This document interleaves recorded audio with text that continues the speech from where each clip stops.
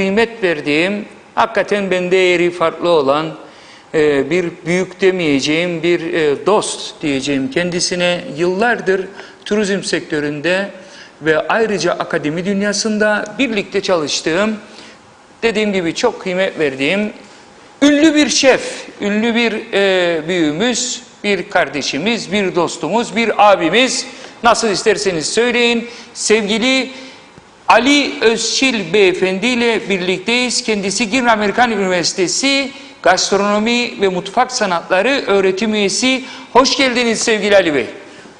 Hocam çok teşekkürler. Öncelikle programınızda beni ağırladığınız için binlerce teşekkürler. Diğer tarafa geldiğimiz zaman sizlerin de biraz önce tanıtımını bana çok övgüler yaptınız. Fakat sizin aşmış olduğunuz yollarla biz iz düşümleriyle beraber geldik. Yılların yapısına baktığımız zaman gerek akademi yapıda sizlerin, gerekse mutfaklarda yıllarca oteller mutfak yönetimindeki olduğumuzda sizlerin danışmanlığı ve sizlerin açtığı izlerin getirileri oldu. Estağfurullah. Hayır, gerçek bunlar. Diğer tarafa geldiğimiz zaman sizlerin öncülüğünde açtığı, diğer tarafta da sizden daha sonra aldığımız bu açtığınız yollarda da bizden sonraki gelen kuşaklara aktarmaya başladık. Tabii ki biraz önce biraz yaştan falan dediniz ama mutfakta maalesef yaşın sınırı olmuyor. Hatta mutfakta yaşlandıkça daha çok olumlu kıymet oluyor. Evet. Çünkü gençken bazı farkına varmadığınız, tadını alamadığınız ürünleri, yapıları yaş oturunca daha iyi alıyorsunuz. Şimdi ben madem siz böyle falan mutfakları dediğiniz için söyleyeyim, ben mutfağa girdiğim zaman veya derste veya yapılarda yemeğin kokusundan yağlı mı, yağsız mı, tuzlu mu, tuzsuz mu diye ediyorsunuz.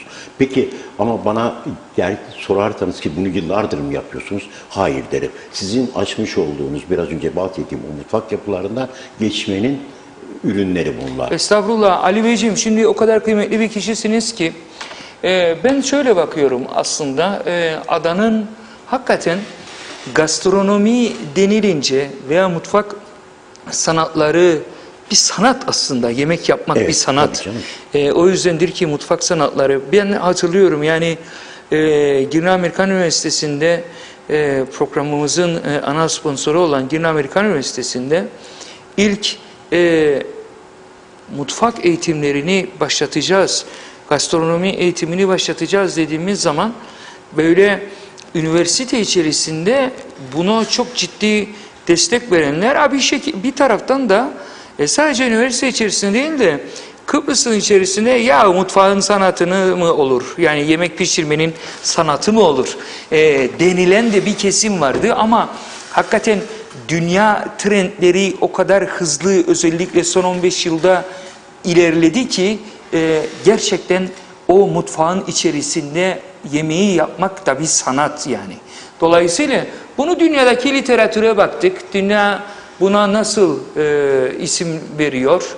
Ne bileyim ben, biz kendi güçlerimizi ortaya koyduk. Ve ilk Kuzey Kıbrıs Türk Cumhuriyeti'nde gastronomi mutfağı olarak eğitim veren, hani istasyonların olduğu, efendime söyleyeyim profesyonel anlamda gelip de profesyonel mutfakların sanayilerinin kurduğu bir mutfak alanı yarattık kendimize, gastronomi mutfağı. Ondan sonra diğer okullarımız da bizleri takip etti, şey yaptık. Ali Beyciğim, şimdi sizden istirhamım şu. Estağfurullah. Sektörde Ali Özçil kimdir? Kimdi? Nereden başladı? Nereye geldi? Ve şu anda belli bir yaştan sonra bir duayen olma noktanız var. O sektördeki tecrübelerinizi şu anda gastronomi okuyan çocuklarımıza Girne Amerikan Üniversitesi'nde ne yapıyoruz? Öğretiyoruz. Böyle bir sizi bilen biliyor da hani buradan İngiltere'den izleyenler var. Türkiye'de bizi izleyen şu anda turizm hayattır programı başlıyor. İsmet Hoca'nın ekranın başına gelelim. Çok insan var. Muhakkak. Kimdir Ali Özçil? Ya şöyle ifade edelim. Mesleğe baba mesleğimdir. Deyim yerindeyse meslekte alaylıyım. Tabii ki babamın yanında lokantalarında restoranda yetişirken eğitimle beraber bunu devam ettirdik. Daha sonraki hayat serüvenleri insanların bazen böyle serüvenler eder. Ben önce Türkiye'deki Turban'da çalışarak, sonra Turban'da eğitmenlik yaparak, daha sonra bir Rüzgar'ın Kıbrıs'a beni eğitmen olarak o zaman işbirliği içerisindeydi. Türkiye Turban'la burada turizm işletmeleri şemsiyesi altında. Oradan gelip bu çerçeve içerisinde adanın sakinliği ve sessizliği o yıllarda, tabii ki çok uzun yıllar oldu söylesem yaşım meydana çıkacak da 80'li yıllardan kastediyorum. Bizden genç olduğun kesin Ali Bey.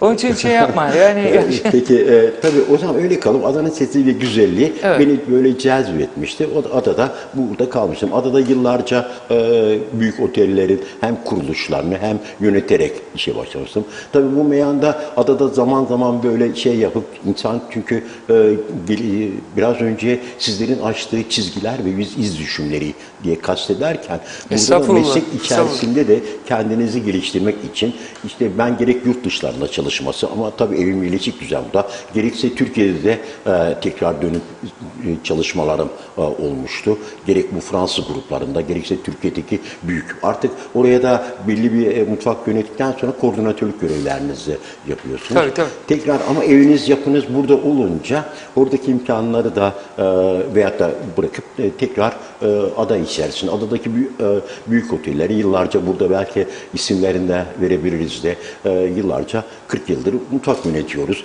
Tabii akademik kimliğime geldiğiniz zaman sizin sayenizde olmuştu. Siz siz biraz önce bahsettiğiniz okul içerisinde ilk kurulan mutfağı kurmuştu profesyonel ve bir yanı mutfağın önü de kafeteryadaydı. Çünkü evet. Bir yanında da diğer profesyonel bir mutfak. Amacımız oradaki yapabildiğimiz ürünleri diğer gelen oradaki öğrencilere de tanıtabilmek, anlatabilmektir. Çünkü eğitim mutfağında kusursuzca kusurlu yemekler çıkar. Sebep şudur çünkü ne kadar güzel öğretiyorsunuz. Sevgili izleyicilerimiz bakın bu satır başlarını Ali Bey'in sizlerden istirhamın bir yerlere not düşün. Eğitim mutfaklarında diyor kusursuz yemekleri çıkar. Çok güzel bir kelime bu. Tabii ki mutfağın içerisinde olanlar bilir bunun ne demek olduğunu. Devam edelim Ali Bey. Evet, yoksa kalkıp da orada böyle şef masaları kurmaktı falan demek yanlış olur.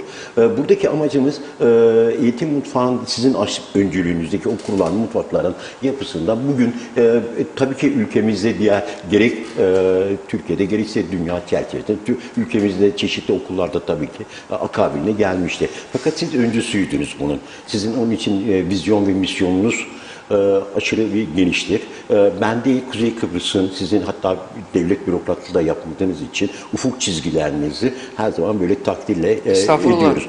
Eğer siz bana daha sonra şimdi yalnız siz bana bir şey vermediniz hocam. Siz ancak geçtiğiniz iz düşümlerinden beni sürüklediniz. Sizi örnek alarak sizin yurt dışları yapılanız, ders kitapları yazdık, öğrencimize ne kadar güzel. Bu yapılarda. Beni de geçtiniz, beni tam benden aldınız. İşte oğlum sizin sayenizde gıda mühendisi baktığımız zaman helyum çok konusunda önemli, çok önemli. Ve helyum konusunda akademik ve yani aslında akademiyi scientific SSCI yayın yaptık sizin oğlanla. Evet, hayır ben ama onun öncesini ifade edeyim.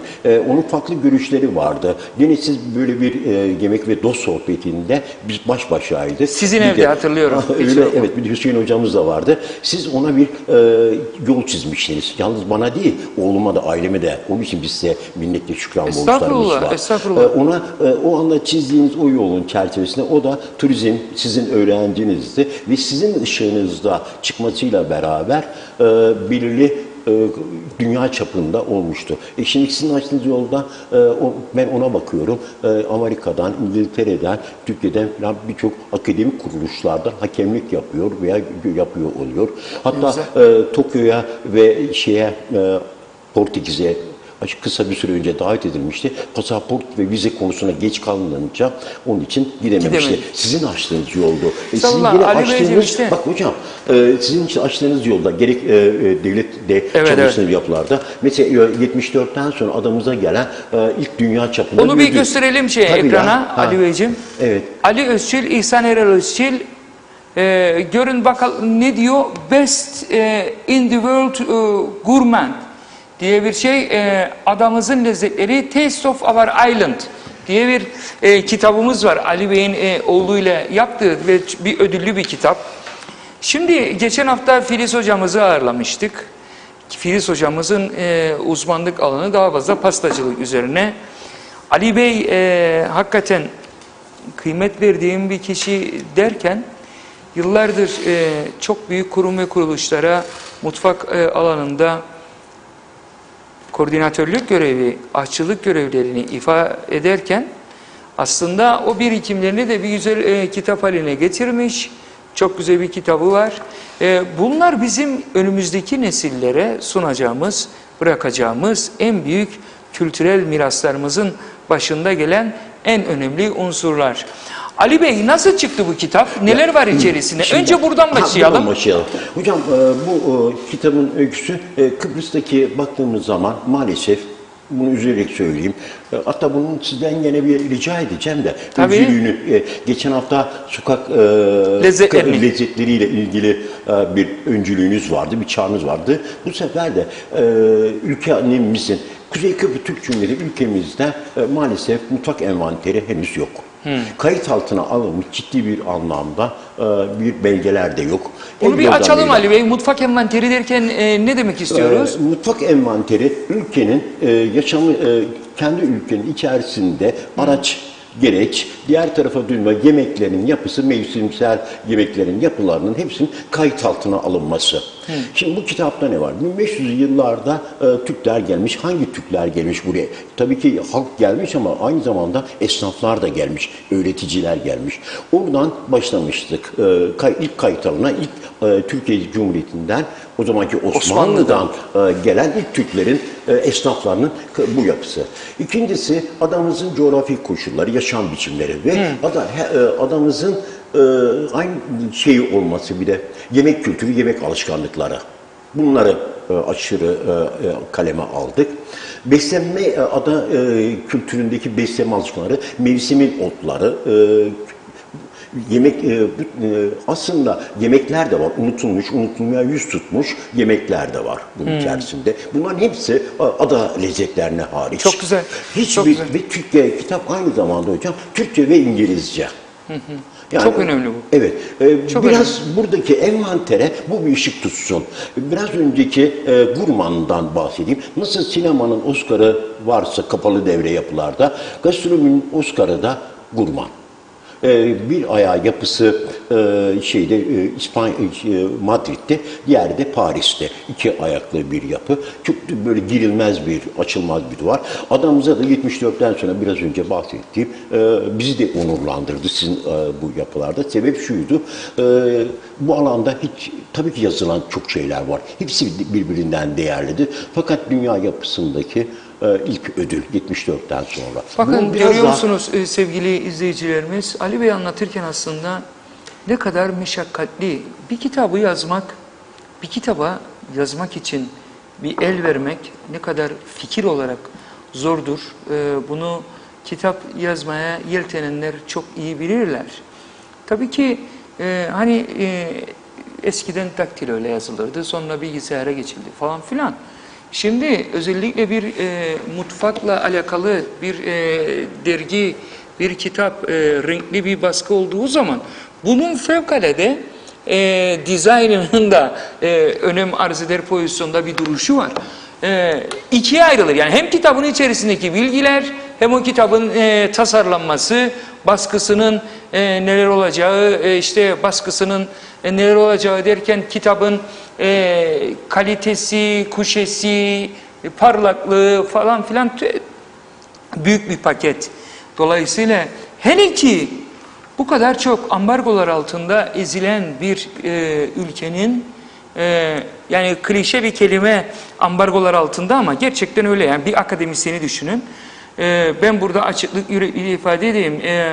3-4 aydır bir kitabımızın çıkması için İngiltere'den bekliyoruz. Bir iki tane hoca arkadaşımızla birlikte yaptığımız ve inanır mısınız en son bize bir yazı geldi. Denildi ki işte bu kitap çok güzel, harika bir kitap, eyvallah, baskıya hazır. Ancak bu kitabı inceleyen Kıbrıs'tan çok ciddi anlamda tecrübe ve bilgi birikimi olan bir editörümüz bunu şu anda beklemeye aldı. Vay efendim, kim bu Kıbrıs'tan editör? Baktık Yunanlı bir kişi. Hadi buradan yak. Yani Ali Beyciğim, böyle bir ortamda üretiyorsunuz ve dış dünyaya açılmak için elinizden geleni yapıyorsunuz. Sizler gibi üniversitelerimizde hem neticelere el veren hem de onların bilgi becerilerini artıran kişilerin artık çoğalması lazım ki bu çocuklarımız kendilerini aşsınlar. Mesela Ali Bey, hangisi, bu kitap konularına birazdan döneriz. Benim hep kafamda şu var. Hangisi daha zor? Otelcilik yapmak mı? Otelin bir açı pozisyonuna eksekutif şef olarak oradaki title'la olmak mı? Veya zor diyeyim de hangisi, hem keyif hem akademi dünyasında bulunmak mı? Ya ikisinin de kendine has. Ben mutfaklarda zirveyi de dibi de görmüş biriyim. Akademide de keza aynısını gördüğüm için inan şu ana kadar hiç böyle kıyaslamadım. Hocam biraz önce bir cümle kullandınız sizin İngiltere kitapla ilgili. Ben yine İstanbul'da beraber, bakın ben Dünya Uluslararası Aşçılığı ve Lüstör var. Dünyanın en saygın aşçılık camiası içerisinde en saygın.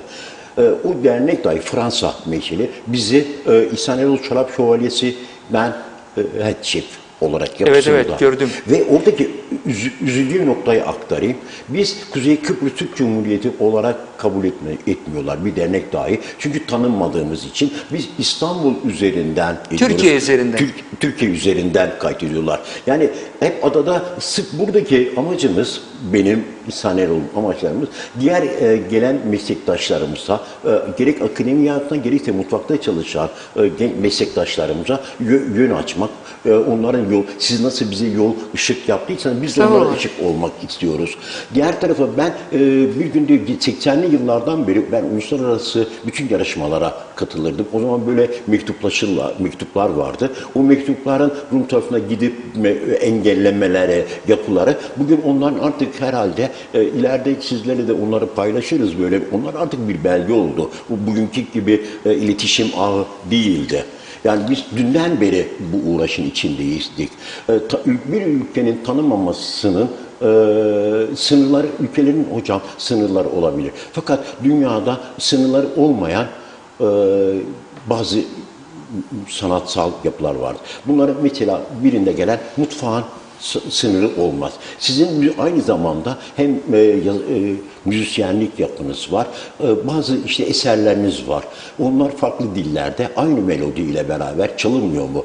Hatta türkü veya şarkılar için şöyle denir, vatansız türküler Tabii. diye veya eserler diye. Müziğin dili dini olmaz derler. Evet, yemeğin de sınırı yoktur. Çünkü belki yemekte birazcık olsun bazı küçük dokunuşlar ülkelerin ve damak alışkanlığına, yapısı olarak değişiklikler olabilir. Ama yemek aynıdır yani. Şimdi güney komşularımızla yapılan yemeklerle bizdeki yemeklerin hepsi ortaktır. Arada tabii dokunuşlar, tat farklılıkları vardır. Onu söyledim Ali Beyciğim, Ali Hocam. Onu söyledim geçen hafta Filiz Hocam'la. Hiç de ben örnek verirken ortak bir kültür bu. Çünkü Kıbrıs'ın yıllardır birlikte bütün gelenekler, görenekler, dinler ayrı olsa da yemek pişirme alışkanlıkları, damak tatları, her şey ortaklaşabilmiş. Mesela ben bir fırın kebabı, bir patates fırın kebabı yedim bir Güneyli dostumun evinde bir öğlen vakti. Aynı benim annemin pişirdiği hani fırın kebabı. Yani düşün Ali Bey, şimdi buradan gördüğüm için bu mesela çiçek dolması. Evet. Çiçek dolmasını hangi ülkede kimler yapıyor? Bir Yunanlılar bunu yapıyorlar. O Ege denizindeki adacıklar işte Girit'ti, Rodos'tu falandı filandı. Bir de bizim bu tarafı, bu bölgeler. Mesela ben hakikaten bir de çok özür diliyorum sizden. Ben Lübnan'da da gördüm. Evet.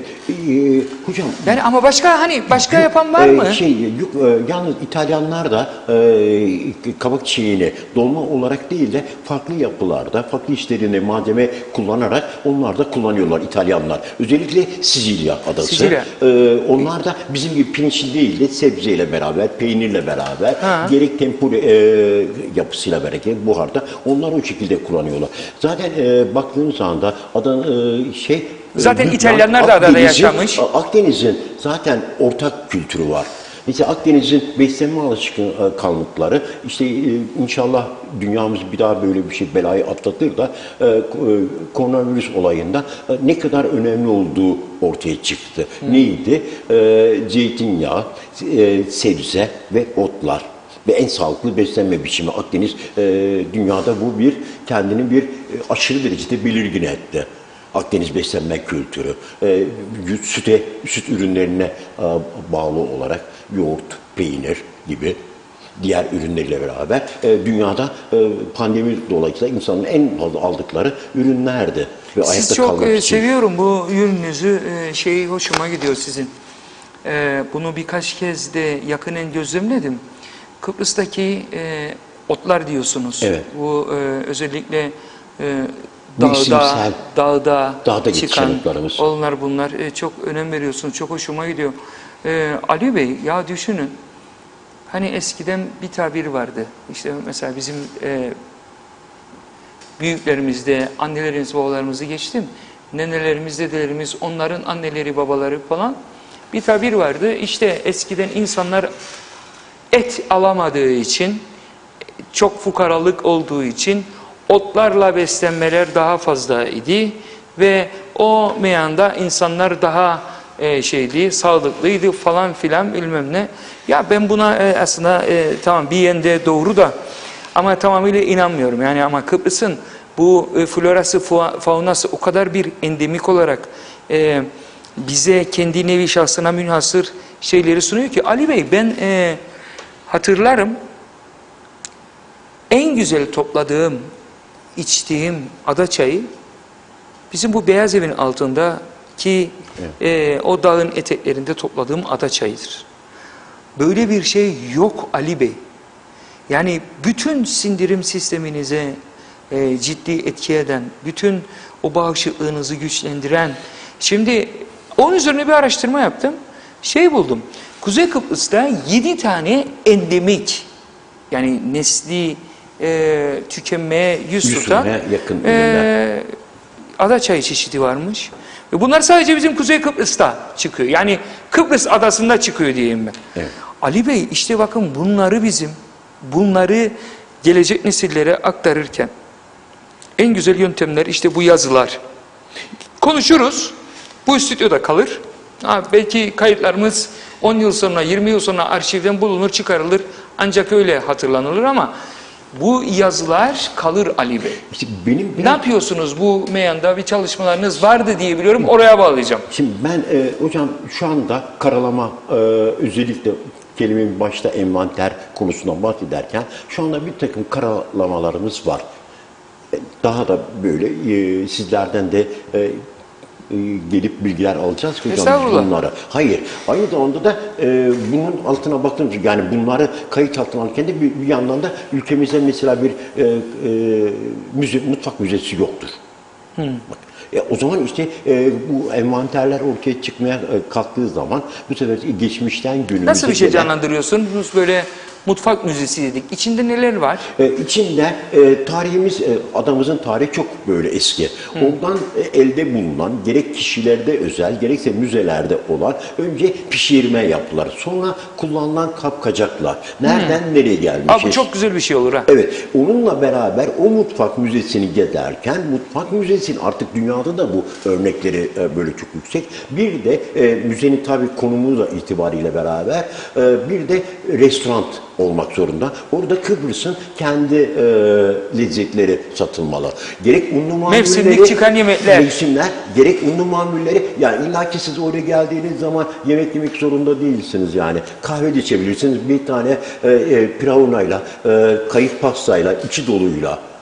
Yani şimdi o kadar elimizde ürünler var ki, mesela içi dolu diyoruz. İçi dolunun benim yaptığım ciddi bir yapılarda, araştırmada, yapılarda şu andaki Akdeniz yine havzasında bu oluyor. Çünkü Akdeniz havzası geniş.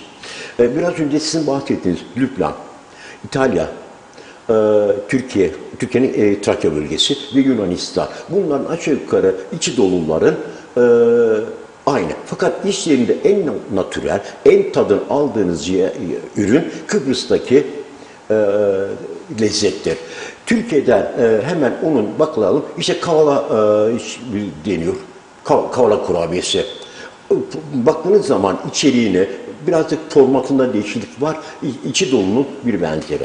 Tam Atina'ya veya Yunanistan'a geldiğiniz zaman ürün yuvarlak şekilde oluyor. Böylece. Ay şeklinde gördüm ben. Kavala kurabiyesini ay şeklinde. Şekil olarak da Yunanistan'da daha fazla üzerinde en az 3 kat pudra şekeri oluyor. Aldığınız bastığınız zaman ıslatıyorlar, pudra şekeri veriyor, ıslatıyor pudra şekeri. O zaman pudra şekeri yiyorsunuz bu yapıda. Lübnan'a, Suriye'ye, Şam'a burada ona göz ardı etmeyelim. Orada da yiyorsunuz. Ortada yine şekeri bol, pudra şekeri bol. Daha çok tarçın, karanfil, kakule ağırlıkla. Şimdi o zaman karşılaştığı bu ürünlerin format veya ana ham malzemeleri aynı. Ama yapılış şekli biraz önce bazı yemeklerde küçük dokunuşlar kastederken bunu kastediyorum. Bu sefer ortaya bakıyorsunuz ki en rafine adada yapılar. Onun mesela tescili alınmalı. Coğrafi işareti alınmalı. O ürün tutmalı. Allah'ını seversen çok şey verme. Çok örnek verme Ali Bey. Bizi Güneyli komşular da izliyorlar. Vallahi bunları giderler, tescil ettiler. Bize dışarıdan bakarız. Hocam hiçbir şey söyleme. çok özür dilerim Tamam, biz de. bu kitabımız çıksın. Önce biz coğrafik şeyleri biz yapalım. Tescillerimizi alalım.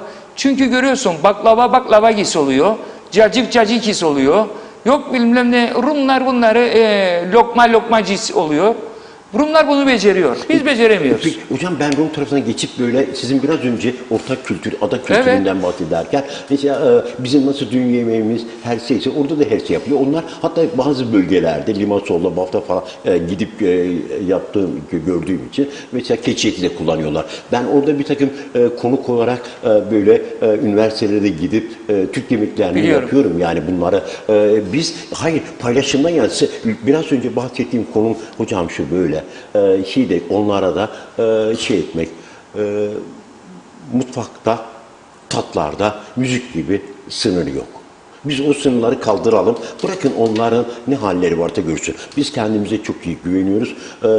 Ülkemizin değerlerine saygı duyuyoruz. O nedenle. İşte Ali Beyciğim, şimdi mesela bu dediğimiz lezzetler bu gibi kitaplarda çoğaldıkça olması lazım daha da. Çoğaldıkça biz bunların reçetelerini, bak yani benim annem başka pişirir, kolokası atıyorum şimdi kafadan, sizin eşiniz başka pişirir ama buna bir bu yemeğe bir coğrafi tescil, yani neyse yani biz bunları yapalım ki bunu bir gün daha profesyonel noktaya geldiği zaman gastronomi ve mutfak sanatları kültürümüz. Çünkü bu bir üniversite hareketine dönüştü. Düşünün şimdi benim bildiğim 7-8 üniversitemizde gastronomi ve mutfak sanatları var. Evet. Düşünebiliyor musunuz? Burada okuyan o kadar çocuğumuz var, o kadar gençlerimiz var. Ve bu çocuklar Şimdi soruyu oraya bağlayacağım. Bu çocuklar aldıkları eğitimden sonra dün ben Instagram'a bir şey paylaştım, fotoğraf. Tam işte berbere gittim saçımı kestirmek için. Yan tarafta yeni bir mekan açılmış. Baktım, hocam diyor nasılsınız diyor. Baktım daha bir ay önce bizden gastronomide mezun olan bir çocuğumuz bir mekan açmış. Hadi hocam bitir tıraşını da gel bir kahve içelim dedi. Ne kadar gurur verici bir olay bu Ali Bey, biliyor musun? Yani bunun sevgi, bunun hazzı, bunun kucaklaması, iç dünyandaki o yansıması o kadar farklı ki. Yani düşünün, şimdi ben o soruya bağlayayım sizlere. Ali Bey, profil nereden nereye geliyor? Yani sizin okuduğunuz zamanlarda, sizin yetiştiğiniz zamanlardaki Hocam ben taş şeyse olsun, büyüdüm yani. olsun sıkıntı değil. Ama ondan sonra yetiştirmeye başladınız bir noktadan sonra. 20 yıl önce yetiştirdiğiniz, alaydayken yetiştirdiğiniz kişiler nasıldı? Şimdi okullu oldular. Okullu o insanlar nasıl gelişiyor şimdi? Aradaki farklar neler? Benzerlikler neler? Şimdi bir kere sahada diyelim biz ona. Sahada çalışanlar şu anda bir kısmı sahada kendini işlerinde üzerine her gün bir şeyler koyup mutfak yönetenler de var. Şu anda adada birçok şefler var.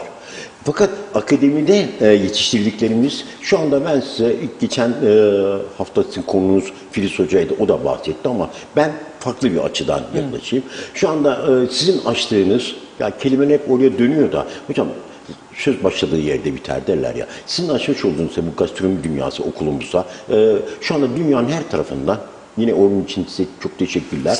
Dünyanın her tarafında öğrenciler, bize mezun olup, hatta bununla içerisinde Kıbrıs mutfağında öğrettiğimiz öğrencilerimiz var. Asıl ben size bir vurucu bir şey aktarayım. Şimdi okuldayken mutfakta çalmam öğrencilerle beraber, özellikle mutfak öyle yumuşak bir alan değildir. O biraz da ciddiyet kabul eden bir yer vardır. Disipliner bir yapıdır. Peki öyle diyeyim de ben biraz daha bunu şey yapayım. Onlarla beraber okuldayken farklı oluyor bakışlarımız, yapıları. Asıl dostluğumuz, beyaz gömleği artık sorumluluk içine giyenler varsa, onlarla benimle, şu anda ben hep bütün bunlar 10 yıl önce de mezun olmuş, 5 yıl önce de mezun olmuş, hatta bu yıl bile mezun, bunlar daha taze, 10 yıl önce mezunlarla hala ilişkilerimiz devam ediyor. Bu sefer nasıl devam ediyor? Bilgi alışverişi, ürünler alışverişi. Çünkü dünya gastronomisi gerek Türkiye'yi gerek de Kıbrıs'ı gözetim altına tutuyor. Bizim daha böyle güneşi az görmüş, dünyanın da tanımadığı birçok ürünlerimiz var. Ya bunları biz gün açığına çıkartmamız lazım. İşte mevsiminde biraz bahsedeyim. İşte kitapta da var. Mesela kuru fasulye, bademli kuru fasulye mevsiminde yapılan. İşte kereviz yoktu, eti yoktu biraz önce. Hep bugünkü zaten yemekler iki yerden çıkmıştı. Yemek mecburiyeti doğurur, mecburiyet zaruriyeti doğurur. Bu açıdan da böyle baktığımız anda onlara inanın menülerine buradan ben reçeteler gönderiyorum. Hatta telefoniye de yapılarda karşılıklı görüşmemizde de tarif ediyoruz. Bazılarını da ocak başında da böyle denkleyip işte burada teknik sorunları çünkü anlatamıyorsunuz ama göstermek zorundasınız. O nedenle de orada da bunları yapıyoruz. Bu okuldan sonraki bizimle öğrencilerimize meslektaş olarak yapıyoruz. Bu bize de gurur veriyor evet, yani. Ali Beyciğim anladım. Yeni nesli nasıl buluyorsun? Hocam yeni nesil içerisinde çok iyi sevenler de var. Bu işe henüz daha böyle mutfağın farkında olmayanlar var. Özellikle turizm mesleki liselerden gelenler daha böyle olayı iyi kavruyorlar. Fakat önceden bir anda hani bu çevresinden veya yapılardan görenlere ben baktığım anda oluyorum. İlk anda belki o yıl biraz bocalama falan gibi oluyor. Ondan sonra işin içine girince aşık olanlar da var. Biz daha böyle bizi böyle silkeleyen nerede? İşlerinde var. Yani hem çalışır hem okuyanlar da var. O nedenle böyle bir katmanı şu anda koymak bence, yani böyleydi falan demek bence şu an gelen kuşak içerisinde yanlış bir olur. O anda bazıları çok sevip sonradan bırakanlar da olabilir ama gelip de onu daha farklı bir yere götürenler de var. Karışık öyle bir dikkat ediyorum ama orantı olarak mesleğin içine kalanlar var. Ha, şimdi işte onu soracağım. Yani çocuklar geliyorlar, 4 yıllık bir eğitim, mutfak eğitimi. Çocukların hatta büyük bir kısmı okurken otellerde çalışmaya başlıyor veya restoranlarda veya kafelerde, orada burada neyse. Ali Bey, 4. yılın sonunda bu çocuklara ilgi, alaka nasıl sektör tarafından? Sadece girin Amerikan olarak bakmayın. Hayır. Genel. Evet. Ben bak. Hocam bir kere aşçılık veya gastronomide dünyanın neresinde olursa olsun şu anda değil, bugün de yarın da en büyük ihtiyaç var. Hangi bir şef gelsin, kendini yetiştirmiş bir gelsin, iş konusu her zaman açık. Bizim sermayemiz eğitim alan veya da saha içerisinde olanların tek sermayesi var. Elindeki beceriler, yüreğindeki sevgi, beynindeki bilgi. Bunların üçünü bir araya koyduğu zaman bu sırtımdaki üniformayı, işte bana bunu okul vermişti ve otelde çalışacağım, otel vermişti, bu üniformayı veririm. Benim oradaki tek sermaye elimdeki becerileri sunmak. Eğer bunu siz ne kadar geliştirirseniz o kadar başarılısınız ve sizden sonraki hem ekip çalışmasına başarılısınız, hem konuklarınızı mutlu edersiniz, diğer sonra sizden gelenlere de bir şeyler bırakırsınız. Yani yeter ki işi sevin. Ve şu an bu yıl yapılan bir ciddi bir araştırmaya, buraya gelmeden önce de tekrar kontrol edeyim dedim. Şu anda ülkemizde veya dünyada 5 tane beyaz gömlekler var. Şu anda üniversite sınavları da oldu. İşte inşallah genç arkadaşlarımız da çeşitli meslek gruplarına gelecek. 5 tane beyaz gömlekli ilk başta tercih edilenler var. Bizim gastronomi bu 5'in içerisinde. Çünkü iş garantisi var. Çok güzel. Bu 5 şu andaki 5 beyaz gömlekler, biz de beyaz gömlek giyiyoruz. Ben onun için bugün burada aşçı olarak acı kıyafetiyle beraber böyle geldim. Ve bu şu anda sahaya çıktığınız anda eğitim alırken para kazanıyorsunuz. Eğitim bildikten sonra zaten yolunuz açık. Evet. İnşallah bakın Türkiye'ye artık gerek Avrupa'daki dünyadan top yüze giren restoranlar var Türkiye'de artık bu yapılarda, İstanbul'da. Döndüğümüz zaman bu yıl Ali Bey, Türkiye'de benim bildiğim yok ama siz benden daha yakın takip edebilirsiniz.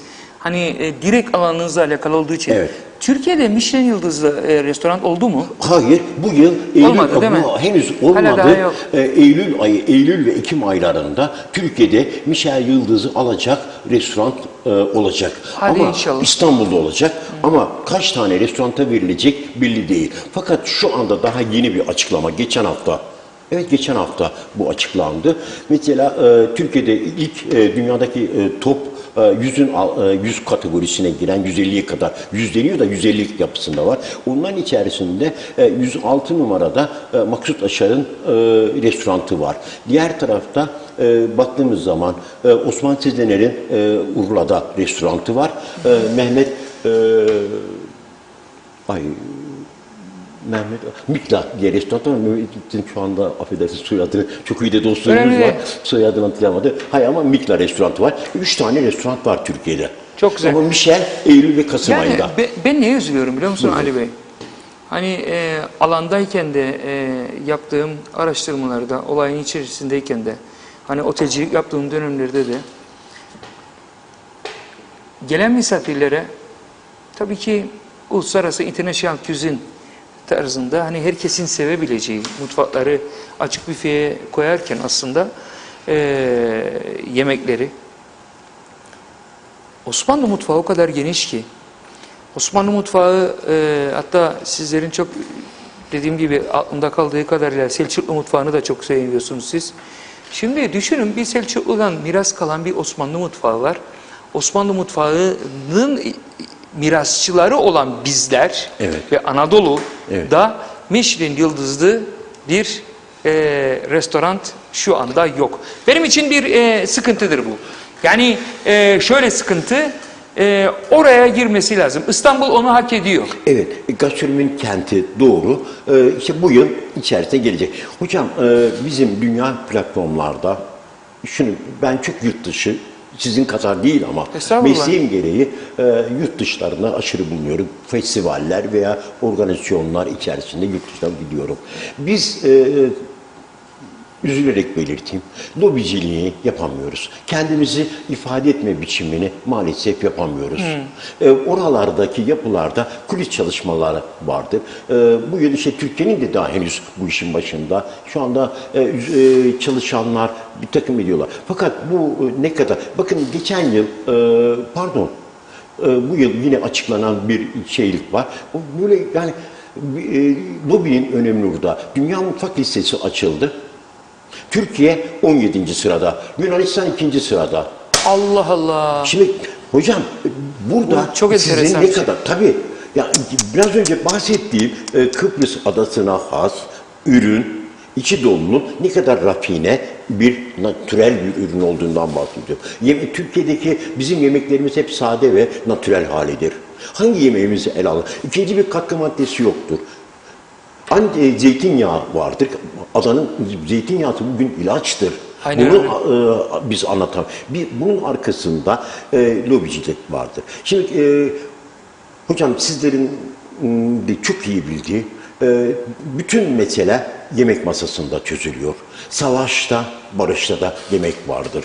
Ben ona şey diyorum, ağzımızdaki yumuşak güç diyorum. Biz yeter ki bunu... Bize yaptınız ya, neydi o leblebi unundan? Evet, bizde helva. Helva. Evet.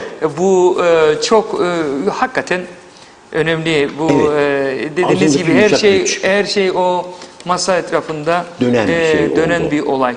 Ali Beyciğim bir soru daha soracağım. En son bir soru. Çünkü benim çok yakışıklı bir kardeşim var. Kamera arkasında. Hüseyin tam bana böyle yaptı bak. Böyle yani 5 dakikan kaldı hocam dedi. Peki. Şimdi bir soru soracağım. Çalışırken en fazla etkilendiğini insan kim oldu? Yani sektörde. Sektörde. Ya şimdi birçok ilk başta bana öğreten minnet ve saygı duydum. Hatta daha önceki yazdığım kitaplara ithaf ettiğim babam. Çok iyi bir komplike biriydi babam.